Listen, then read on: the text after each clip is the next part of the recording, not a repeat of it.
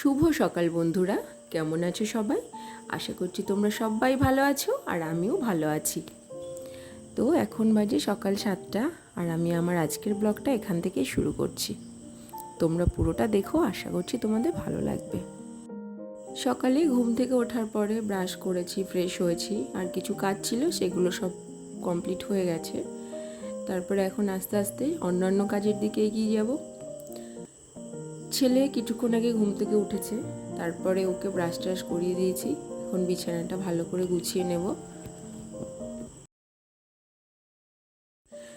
ছেলে ঘুম থেকে ওঠার পর ওকে জিজ্ঞাসা করেছিলাম যে বাবু তুই কি এখন কিছু খাবি? তা বললো না মা, আমি একটু পরে খাবো। এক একদিন এক এক রকম মুড হয়। তাহলে ভাবলাম তাহলে কাজগুলো একটু সেরে নিই, তারপরে নয় ওকে খাওয়াবো। তাও বলছে মা তুমি ওটা করে নাও, আমি একটু খেলা করে নিই, তারপরেই খাবো। বলি ঠিক আছে, তাহলে সেটাই করি। আর স্কুল নেই বলে না, ওর তো ভীষণ আনন্দ। প্রতিদিন আমাকে একবার করে জিজ্ঞাসা করে রাতে ঘুমানোর সময়, মা কালকে কি স্কুল আছে? আমি বলছি না বাবু, এখন অনেক দিন ছুটি, তুমি ভালো করে ঘুমোতে পারবে। যাই হোক, তারপরে ওই যে ওর খাবারটা রেডি করছি আর আমার জন্য চা বিস্কুট। এখন একটু গরমটা কম কিছুদিন, তাই সকালের চাটা আবার রেগুলার খাচ্ছি। তারপরে টিফিনটাও করে নিয়েছি, কারণ এরপরে কাজ শুরু করব। আজকে দোকান থেকে একটু আমার শ্বশুরমশাই পরোটা আর ঘুগনি কিনে এনেছিলেন, সেটাই খাচ্ছি। মাঝে মধ্যেই কেনা খাবারগুলো খেতে না ভালোই লাগে, কেননা বেশিরভাগ দিনই তো ঘরের তৈরি খাবার খাই বা মুড়ি তরকারি খেয়ে নিই। টিফিন করার পরে ছেলেকে বললাম যে তুমি নিচে যাও, একটু খেলা করো গিয়ে, আমি একটু উপরে কাজগুলো কমপ্লিট করে নিই। ও ঘরে থাকলে একটা অসুবিধা কি হয় যে বড় অনেকটাই হয়েছে, প্রায় 5 বছর, কিন্তু ওর দিকে একটু ধ্যান দিতে হয়, তো তখন আমার কাজ করতে না একটু লেট হয়ে যায়। সেই জন্য এই সমস্ত কাজ করার সময় না ওকে যদি না থাকে ঘরে সেটাই ভালো। ওই জন্য ওকে একটু নিচে পাঠিয়ে দিই। এখন আস্তে আস্তে আমার বেডরুমের যে ক্লিনিংয়ের কাজটা সেটাই আস্তে আস্তে করে নিচ্ছি। বেডরুমের এই সমস্ত ফার্নিচার তো রেগুলার পরিষ্কার করি, দুই একদিন মাঝে মধ্যে মিস যায়। সত্যি কথা বলতে সব দিন তো আর সমস্ত কাজের ইচ্ছাটা থাকে না বা এনার্জিটা থাকে না, তখন একটু মিস যায়, কিন্তু বেশিরভাগ দিনে এগুলো করার চেষ্টা করি। মানে যে রুমে আমি কন্টিনিউ থাকবো সেটা তো সুন্দর পরিষ্কার পরিচ্ছন্ন করে রাখতে হবে, তাই না? আর এই টিভির এই টেবিলটা না যতই পরিষ্কার করছি তাও যে কত ধুলো এটাই যে জমে যায় যে বলার শেষ নেই। ধুলো জমে দেখো সাদাটে হয়ে যায়। আমার এই বারান্দাটায় না সকাল থেকে খুব সুন্দর রোদ আসে, ওই জন্য সকালে এখানে বালিশগুলো একটু রোদে দিয়েছিলাম। ছাদে আর যাইনি, কষ্ট লাগছিল যেতে।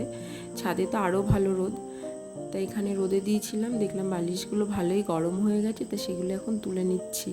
কেননা এরপরে না এইসব জায়গা দিয়ে আবার পরিষ্কার করা শুরু করব, ঝাড়ু টাড়ু লাগাবো, তো সেই জন্য তার আগে বালিশগুলো সব তুলে নিলাম, নাহলে ধুলো পড়ে না আবার নোংরা হয়ে যাবে।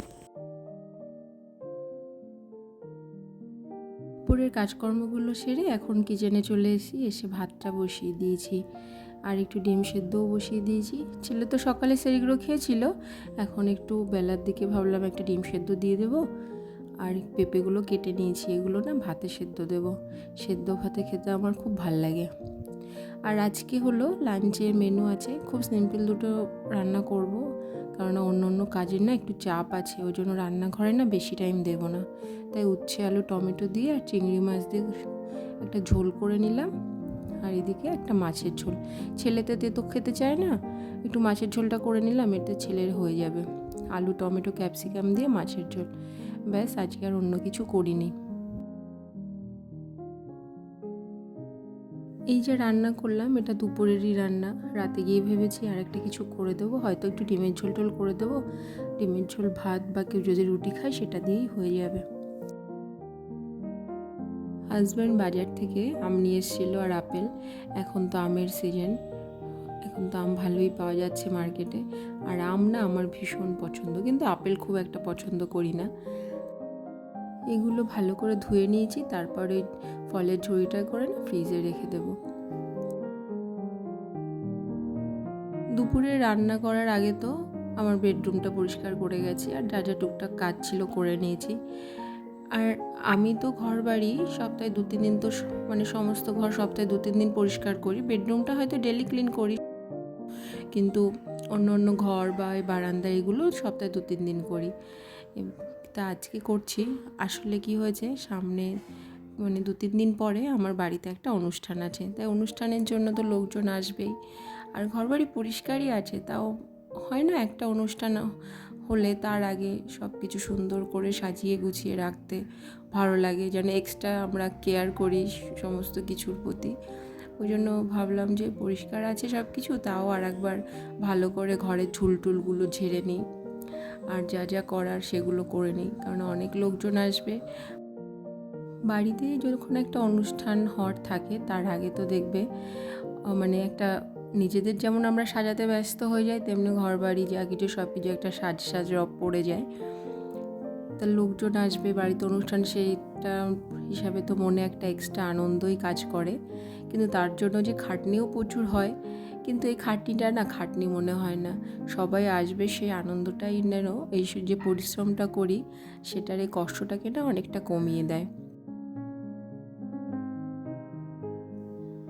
সেই সকালে ঘুম থেকে ওঠার পর থেকে সংসারের কাজকর্ম, রান্নাবান্না, তারপরে আর যা যা কাজ থাকে সব কিছু একা হাতে করেই চলেছি। ছেলের স্কুলটা ছুটি আছে বলে একটু সুবিধা হয়েছে, নাহলে ওর স্কুল থাকলে তো আবার এক্সট্রা একটু হ্যাপা হয়ে যেত। ছেলের এই খেলনাগুলো রাখার এই তাকগুলো সপ্তাহে একদিন পরিষ্কার করি। তো আজকে দেখলাম যে ওখানটাও একটু নোংরা জমেছে, তাই ভাবলাম ওটা একটু ভালো করে পরিষ্কার করে দিই। আর এই যে দরজাগুলো, এগুলো সপ্তাহে 1 দিন বা 2 দিন, যে সপ্তাহে যেরকম সুবিধা হয়, কিন্তু প্রতি সপ্তাহে একবার করে অন্তত দরজাগুলো মোছামুছি করে দিই, পরিষ্কার রাখার চেষ্টা করি। পরিষ্কারই আছে, তাও বলে না নিজের মনের একটা স্যাটিসফ্যাকশান, সেটাই আর কি। আমার একদম তো রাস্তার পাশে বাড়ি, এই জন্য না এইসব জায়গাগুলো খুব নোংরা হয়ে যায়। এগুলো তো সপ্তাহে 2-3 দিন ক্লিন করি। আজকে দেখলাম যে জায়গাগুলো না খুব ধুলো জমে গেছে, এই কাচের শাটারগুলো, তারপরে জানলার পাশের এই গ্রিল টিরিলগুলো, সেগুলো ভালো করে পরিষ্কার করে নিয়েছি। আর এই চেয়ারটা দেখছো, এটা আমার ছেলের যখন 6 মাস বয়স তখন আমি কিনেছিলাম। ওর 2-3 বছর বয়স পর্যন্ত এই চেয়ারটায় বসতো, বসে ওকে ভাত খাওয়াতাম। কিন্তু এখন না আর এই চেয়ারটা ওর পক্ষে ছোট, তাও মাঝে মধ্যে একটু শখ করে বসে। আসলে মা হয়ে না বাচ্চারা ছোটোবেলার জিনিসগুলো ওগুলো যেন আঁকড়ে ধরে রাখতে ইচ্ছা করে। সব কাজকর্ম মিটিয়ে তারপরে ছেলেকে স্নান করিয়েছি, আর আমারও স্নান হয়ে গেছে। সকালবেলা থেকে এত ঝকঝকে ওয়েদার, রোদ ছিল, কিন্তু দেখো এখন দেখছি যে একটু একটু মেঘলা ওয়েদার। তাই ভাবলাম যে জামা কাপড়গুলো আর ওপরে নেব না, এখানেই মেলে দিই, কারণ যে কোনো সময় হঠাৎ বৃষ্টি নামতে পারে। আর যেহেতু আজকে আমার কাজকর্ম করতে একটু দেরি হয়ে গেছিলো, তো আমার শাশুড়ি মাই আজকে পুজোটা করছেন, তা আমার লেট, তাই মা বললো তোমার তো অনেকটা সময় দেরি হয়ে যাচ্ছে, ছেলেকেও খাওয়াতে হবে। তাই আমি ভাবলাম যে ঠিক আছে মা পুজোটা করে নিই, আমিও খাইয়ে দিই ছেলেকে।